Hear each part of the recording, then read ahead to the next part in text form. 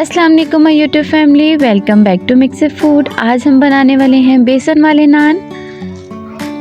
अगर आपने एक बार ये रेसिपी ट्राई कर ली तो यकीनन आप पिज़्ज़ा खाना भूल जाएंगे और चाय के साथ आपको ये नान बनाने ही पड़ेंगे। ये इतने ज़्यादा ज़बरदस्त बनते हैं। जो लोग कहते हैं कि हमारा मिक्सर नान के ऊपर से उतर जाता है, आज मैं उनके लिए एक स्पेशल टिप लेकर आई हूँ। अगर आप इस टिप को फॉलो करते हुए नान बनाएंगे तो आपके नान बहुत ही बेहतरीन बनेंगे। रेसिपी को स्टार्ट कर लेते हैं। एक मीडियम साइज़ का प्याज है जिसको मैंने इस तरह से स्लाइसेस में काट लिया है। आपने बहुत मोटा मोटा प्याज नहीं काटना है, स्लाइसेस में बारीक प्याज काटना है। और आलूओं को भी आपने बारीक काटना है। आलूओं को मैंने इस तरह से स्क्वायर पीसेस में बारीक काट लिया है। थोड़ा सा धनिया है जिसको मैंने बारीक काट लिया है, वो ऐड करेंगे। 2 से 3 हरी मिर्चें हैं जिनको मैंने बारीक काट लिया है, वो ऐड कर देंगे। अब कुछ स्पाइसेस ऐड करते हैं। यहाँ पे मैंने 1 टीस्पून सुरख मिर्च का पाउडर लिया है। ये कश्मीरी सुरख मिर्च है, ये बहुत ज़्यादा तेज़ नहीं होती है, इस वजह से मैंने 1 टीस्पून ऐड की है। हाफ़ टी स्पून नमक ऐड किया है। हाफ़ टी स्पून से थोड़ा सा कम हल्दी पाउडर ऐड करेंगे। और 1 टेबलस्पून भरकर हमने यहाँ पे जो साबुत धनिया होता है उसे हल्का सा हाथों की मदद से क्रश कर फिर ऐड करेंगे।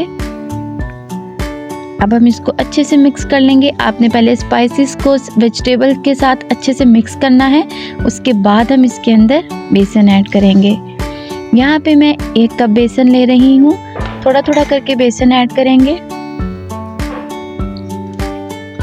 अगर आपको मेरी वीडियो थोड़ी सी भी अच्छी लग रही है तो मेरी वीडियो को लाइक और शेयर कर लें, चैनल को सब्सक्राइब कर लें ताकि आपके पास अच्छी अच्छी रेसिपीज़ आती रहें।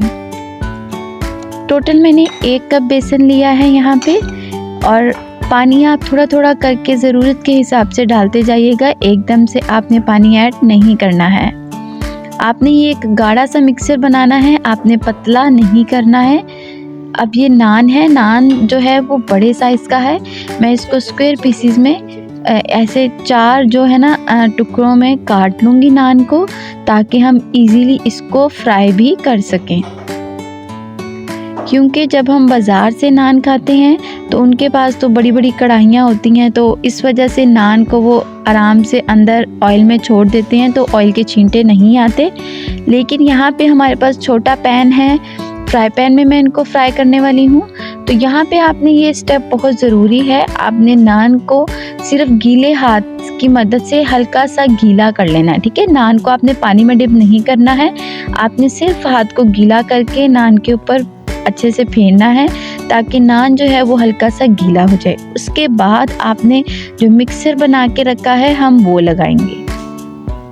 ये देखिए मिक्सर जो है वो पतला नहीं है, गाढ़ा गाढ़ा सा मिक्सर है। अगर आप गाढ़ा मिक्सर रखेंगे और नान को थोड़ा सा गीला करके लगाएंगे इसके ऊपर मिक्सर, तो आपका मिक्सर कभी भी नहीं उतरेगा। ऑयल गरम करने के लिए मैंने रख दिया था, आपने भी गरम ऑयल में ही नान डालना है। अगर आप ठंडे ऑयल में नान डालेंगे तो जो आपका मिक्सर है वो भी उतर जाएगा।